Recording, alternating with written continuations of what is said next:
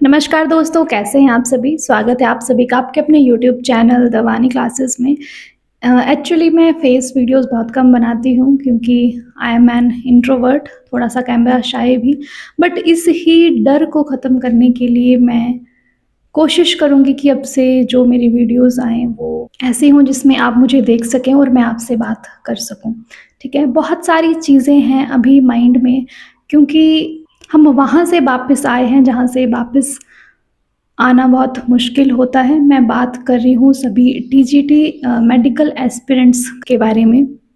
I know ये बहुत difficult phase है सभी के लिए, जिन्होंने इतनी ज़्यादा मेहनत की थी और फिर वो बिल्कुल लास्ट स्टेप से वापस आए हैं एंड मैं भी उन्हीं में से एक हूँ। मैं कोशिश कर रही थी कि मैं नहीं बात करूँ इस बारे में, बट बहुत सारी चीज़ें ऐसी हैं, बहुत सारे स्टूडेंट्स ऐसे हैं जो सेम इस ही फ़ेज़ से गुज़र रहे हैं, जिन्होंने मेहनत की थी, अपनी जी जान लगा दी थी, बट रिज़ल्ट उनके फ़ेवर में नहीं रहा, ठीक है? बोलना बहुत आसान होता है, हर कोई आपको दिलासा दे रहा है कि ठीक है, आपके लिए कुछ बहुत अच्छा लिखा हुआ होगा ज़िंदगी में या फिर आप आगे कुछ बहुत अच्छा करेंगे। बट इसको समझने के लिए आपको थोड़ा टाइम ज़रूर लगेगा, स्पेशली जब आपके ऊपर कुछ रिस्पॉन्सिबिलिटीज़ होती हैं, आपको कुछ करना होता है आपके अपनों के लिए। आप खुद के लिए तो करते ही हैं, साथ में जब आपको आपके अपनों के लिए करना हो तो रिस्पॉन्सिबिलिटीज़ होती हैं, तब ये चीज़ें थोड़ा-सा समझना मुश्किल हो जाती हैं और ये रिग्रेट रहता है कि काश वो 2 क्वेश्चन, वो 3 क्वेश्चन्स हमारे सही हुए होते, जहाँ से हम उस एग्ज़ाम को क्लियर कर सकते थे और आज हमारा नंबर भी उस लिस्ट में होता, ठीक है? तो बहुत सारी चीज़ें हैं और बहुत सारे एस्पिरेंट्स ऐसे हैं, बहुत सारे स्टूडेंट्स हैं, जो सेम इस ही नाव पे सवार हैं। और मैंने ये जो चैनल है द वानी क्लासेस शुरू किया था अपने 4th सेमेस्टर में, जो हमारा बीएड का 4th सेमेस्टर था, उसके फाइनल एग्ज़ाम्स के कुछ दिन पहले ही। रीज़न क्या था इस चैनल को शुरू करने का? रीज़न ये था कि जब हम बीएड कर रहे थे तो हमें कंटेंट नहीं मिलता था जहाँ से हम समझ पाएँ बहुत सारी चीज़ें, ठीक है?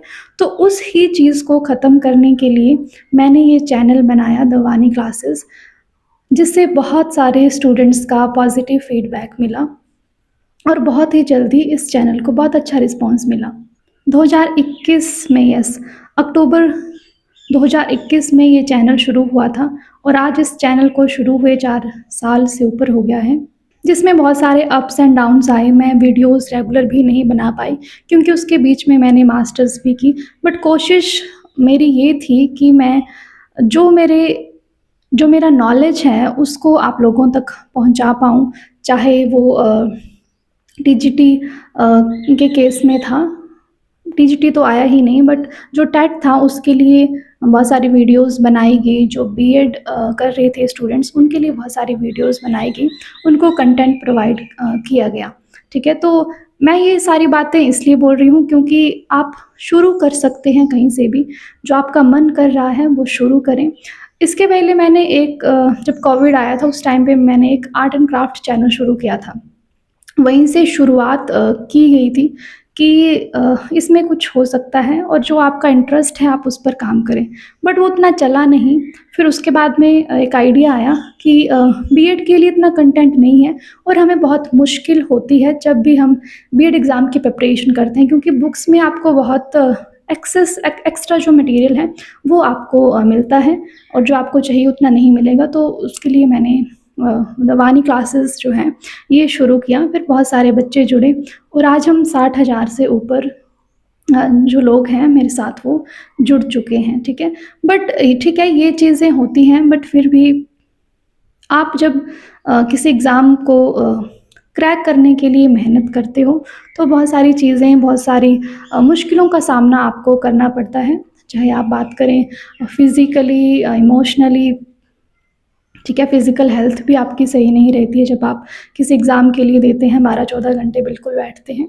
साथ में इमोशनली भी बहुत सारे ब्रेकडाउन होते हैं, फिर आपको फैमिली प्रॉब्लम्स भी देखनी पड़ती हैं। ये मैं सभी की बात कर रही हूँ, सभी के साथ ऐसा होता है, मैं सिर्फ़ एक ही नहीं हूँ, ठीक है? बट कैमरा के सामने आकर बोलना इसलिए मैंने ज़रूरी समझा कि नहीं तो बहुत सारी चीज़ें ऐसी हैं जो मन में रह जाती हैं, हम बात नहीं कर पाते हैं क्योंकि कुछ चीज़ें ऐसी हैं जो आप शेयर नहीं कर पाएँगे किसी से भी। और मैक्सिमम जितने भी लोग मुझे यहाँ पे देख रहे होंगे, वो सब इस ही फ़ेज़ से गुज़र रहे होंगे क्योंकि आप अपनी फ़ैमिली के सामने उतना ज़्यादा दुःख भी नहीं जता सकते हैं क्योंकि उनकी जो खुशी है वो आपसे जुड़ी हुई है ना? तो मैं यही आपसे कहना चाहूँगी कि यस, मुश्किल फ़ेज़ है, सभी के लिए है। अभी आगे नॉन मेडिकल का रिज़ल्ट आएगा, टीजीएस का, आर्ट्स का आएगा, जेबीटीज़, हर किसी को प्रिपेयर रहना है पॉज़िटिव और नेगेटिव रिज़ल्ट दोनों के लिए, ठीक है? नेगेटिव रिज़ल्ट के लिए ज़्यादा प्रिपेयर रहो क्योंकि पता नहीं कुछ भी हो सकता है, तो ज़्यादा उम्मीदें नहीं बाँधनी चाहिए, ठीक है? उम्मीद तो इंसान लगाता ही है, जब आपका अगर डीवी में नाम आ जाए तो फिर बहुत ज़्यादा उम्मीद होती है, बट उतनी भी उम्मीद नहीं लगानी चाहिए कि बाद में आपको फिर मुश्किलों का सामना करना पड़े, ठीक है? और अभी की सिचुएशन ऐसी है, अगर मैं अपनी बात करूँ तो ऐसा लग रहा है कि बहुत सारे रास्ते जो हैं वो बंद हो गए हैं, जो हमने सोचा था वो नहीं हुआ, अब फिर से शुरुआत करनी पड़ेगी। अब ये भी आइडिया नहीं लग पा रहा है कि किस साइड शुरुआत की जाए, या फिर आपको एग्ज़ाम के लिए वेट करना है या फिर आपको कहीं पर जॉइन करना है। बट सभी जानते हैं हमारे यहाँ हिमाचल प्रदेश में प्राइवेट स्कूल्स का क्या हाल है। आपको सैलरी 5-6 थाउज़ेंड से ऊपर नहीं मिलती है और जिसमें आप एग्ज़ॉस्ट होते हैं। तो एक रियलिटी ये भी है, अगर आपको प्राइवेट सेक्टर जॉइन करना है तो आप कर सकते हैं अगर आपका मन है तो। बट बहुत सारी चीज़ें ऐसी हैं, अगर हम रिमोट एरियाज़ में रहते हैं तो हमारे पास उतनी अपॉर्चुनिटीज़ नहीं होती हैं, है ना? चलिए देखते हैं आगे क्या होता है। मिलेंगे हम जल्द ही किसी अगली वीडियो के साथ। तब तक हिम्मत मत हारना और अपने सपनों को पूरा करने की कोशिश करते रहना। Thank you so much for watching. Bye bye, take care.